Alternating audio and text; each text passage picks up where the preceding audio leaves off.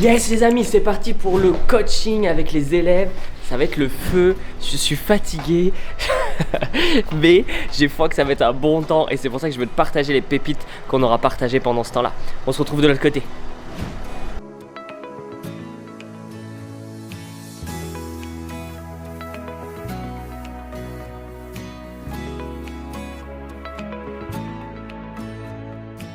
Ouais, puis là en plus, c'est une méga grosse semaine pour nous parce que on a notre premier week-end en présentiel avec les élèves. Ça va être juste énorme, on va se retrouver à plus de 25 durant ce week-end dans la région de Tours. Et l'idée vraiment c'est de passer un temps avec les élèves, de partager, d'avoir des temps de coaching, d'ateliers, des temps vraiment puissants. Parce que oui, c'est vrai que le distanciel c'est bien. On vit et les élèves vivent des choses vraiment puissantes dans la présence de Dieu. Mais le présentiel quand même, il n'y a pas à dire, c'est quand même super puissant. Donc on a hâte de partager ce premier week-end. Et j'avais plein de peurs, plein de blocages, j'hésitais. Parce que ça demandait des finances, ça demandait de sortir de sa zone de confort, d'organiser des trucs. Et moi, autant dans le digital, je suis très à l'aise, autant dans l'organisation de manière générale d'événements, c'est pas quelque chose que j'ai beaucoup expérimenté. Et là, heureusement, Dieu m'a donné une merveilleuse épouse, Tirza, pour qui, elle, c'est beaucoup plus facile. Et puis Dieu a vraiment aussi parlé à certains des élèves, nous a encouragés à proposer ça. Et donc c'est pour ça qu'aujourd'hui, on est vraiment très content de enfin pouvoir faire cette chose qu'on espérait depuis si longtemps. Et c'est vraiment un peu le message que je veux te faire passer là, avant qu'on commence le coaching. C'est que vaut mieux fait que parfait. Tu vois, on aurait pu vouloir faire un truc hyper parfait et finalement, j'y serais jamais arrivé, tu vois. Ou même là, tu vois, c'est cette vidéo qui est... je suis dans la voiture, en train de conduire. C'est pas parfait, ça bouge. Peut-être le son est pas terrible, mais vaut mieux fait que parfait. Il y a peut-être des choses dans ta vie que tu hésites depuis longtemps à faire et juste fais le premier pas. Même si c'est pas parfait, même si c'est pas nickel comme tu le voudrais selon ton exigence. Fais le premier pas parce qu'après, tu pourras vraiment t'améliorer tout simplement. Donc vas-y, fonce! Yes, ça y est les amis, on sort tout juste du coaching, 1h30. C'était vraiment bon et il y a quelque chose qui m'a marqué. C'est qu'on a parlé encore une fois de culpabilité. Je vous fais un petit débrief, tu vois. Ça le but. On a parlé pas mal de culpabilité et ce qui était vraiment bon, et c'est ça qui est merveilleux, c'est que quand tu prends le temps dans la présence de Dieu, que tu poses des questions à Dieu, lui il peut te révéler d'où elle vient cette culpabilité. Et c'est ce que je leur disais et j'ai vraiment envie de te laisser un petit peu avec ça, c'est que en fait on réalise pas ce qui se passe dans notre cœur. Et c'est ça notre plus gros problème. Notre plus gros problème, c'est que on vit notre vie sans jamais s'arrêter sur ce qui se passe à l'intérieur. Et moi, le premier, je veux dire, on est tellement pris par la vie, le téléphone qui est toujours nous happe, qui aspire notre focus, les distractions dans tous les sens.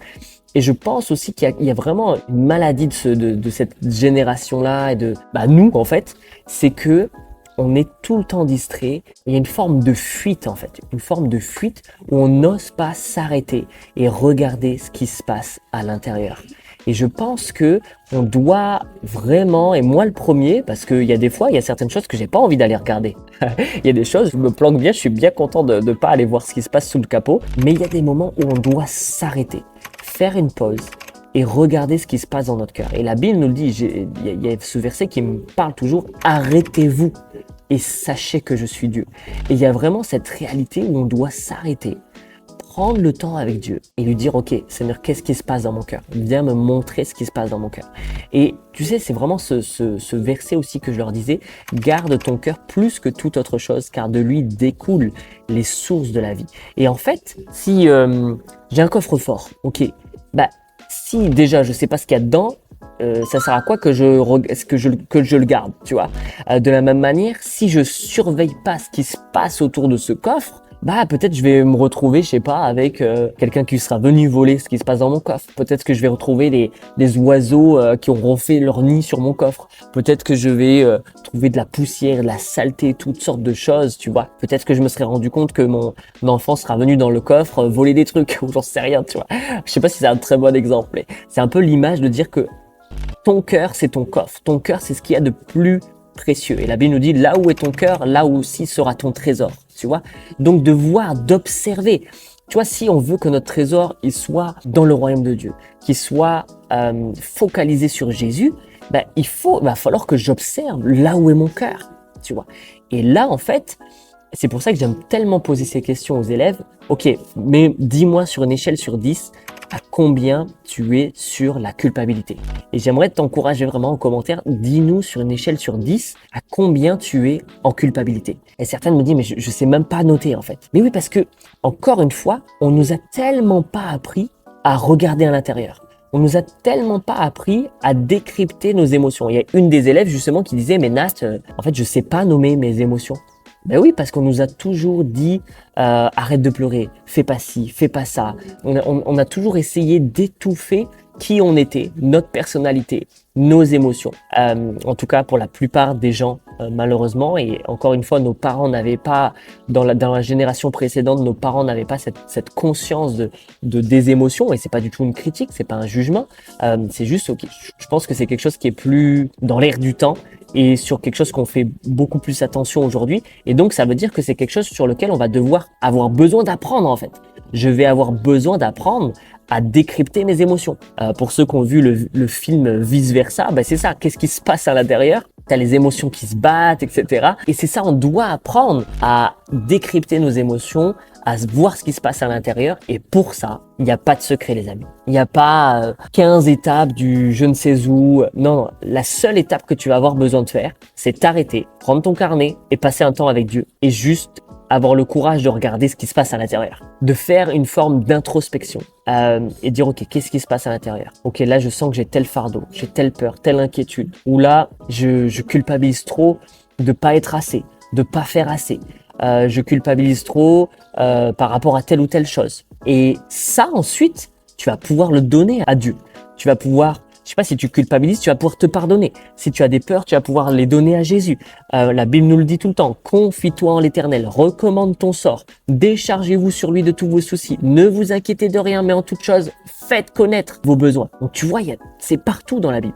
Et donc, encore une fois, on a besoin de s'arrêter. Tu as besoin, j'ai besoin de m'arrêter. Et moi, le premier, c'est-à-dire que la vie va tellement vite. Papa de 4 enfants, on gère 7 entreprises, on gère le ministère, on gère les projets à côté. La vie va à 2000 à l'heure. On est toujours dans le faire. Faire ci, faire ça, faire telle tâche. Qu'est-ce que j'ai dans ma to-do list à faire, etc., etc. Et il y a un moment où j'ai besoin de juste être, de prendre le temps de me poser et d'être moi-même et d'analyser où j'en suis dans ce qui se passe à l'intérieur de moi. Vous voyez? Donc ça, c'est vraiment mon encouragement. Et mon petit défi pour toi, et le défi que je me lance aussi à moi-même, ce soir ou aujourd'hui, ça peut même être juste 5 minutes dans la voiture. Prends le temps, pose-toi, ferme les yeux. Moi, j'écris beaucoup parce que c'est vraiment ce qui m'aide à poser ce qui se passe à l'intérieur. Écris, pose-toi et juste note ce qui se passe à l'intérieur. Et donne ces choses à Jésus et regarde à Jésus. Et le plus gros problème, c'est quand on fait que regarder à l'intérieur. Et en fait, ça nous pousse à la dépression. Sauf que quand je regarde à l'intérieur, que je le prends et que je le donne à Jésus, et que je regarde à comment il est merveilleux, c'est là où ça nous sort de la dépression, ça nous sort de notre mal-être, ça nous sort de tous ces fardeaux qui nous pèsent et dont on n'a même pas conscience. Parce qu'encore une fois, c'est ça le vrai problème, c'est que oui, je sens que je suis pas bien, mais je sais pas pourquoi je vais pas bien. Je sens que je suis pas bien, mais je réalise pas pourquoi je vais pas bien. Et juste de se poser, de dire, ah ben oui, en fait, je culpabilise ici. Ah ben oui, j'ai peur ici. Ah ben oui, regarde, j'ai telle chose. Toutes ces choses-là, le fait de réaliser ces choses-là et de les donner ensuite à Jésus, ça va être 90% du job. Et c'est pour ça aussi que le fait d'être accompagné, le fait d'avoir un vis-à-vis, d'avoir de leur redevabilité, d'avoir un frère, une sœur à qui tu peux te confier, d'avoir des coachs, d'avoir des thérapeutes, d'avoir des pasteurs, le fait de pouvoir se confier aussi à l'autre, et il faut pas que ça devienne notre Dieu, on est d'accord? Et c'est pour ça d'ailleurs notre rôle, nous en tant que coach, c'est toujours d'être un tremplin vers Jésus, de pouvoir peut-être vous faire réaliser des choses au travers de certains questionnements, de dire, ok, t'en es où là sur la culpabilité? Ah ben oui, c'est vrai, j'en suis là, je suis à 6, 7. Et quand on a fait la question, la plupart étaient entre 6 et 8, parfois même plus, ou parfois un peu moins, tant mieux. Mais si t'as pas quelqu'un qui te questionne, qui te challenge, comment est-ce que tu peux réaliser ces choses par moi-même?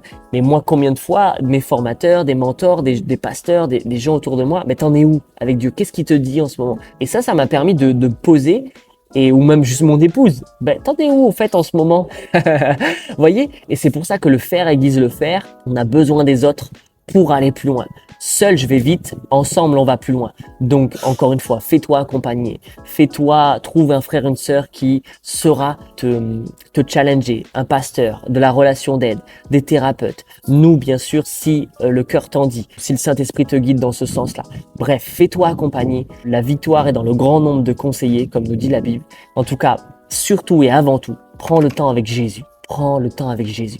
Pose-toi dans sa présence et juste dépose-lui tous ces fardeaux qu'il va mettre lui à la lumière. Et ça va être la chose la plus extraordinaire parce que tu vas vivre une libération et une liberté merveilleuse. Et c'est ma prière pour toi et je vais juste finir en priant. Seigneur, vraiment, je prie et je déclare que maintenant tu viens mettre à la lumière, prendre conscience que tout ce qui pourrait bloquer les distractions, nous bloquer à prendre du temps avec toi dans ta présence, que maintenant au nom de Jésus ça puisse cesser et qu'on puisse avoir le courage, qu'on puisse prendre la décision, parce que oui c'est aussi une décision de s'arrêter et de prendre du temps dans ta présence. Et merci Jésus parce que tu mets à la lumière toutes ces choses qui nous polluent, qui sont comme du poison dans nos vies et que tu éradiques vraiment dans le nom de Jésus.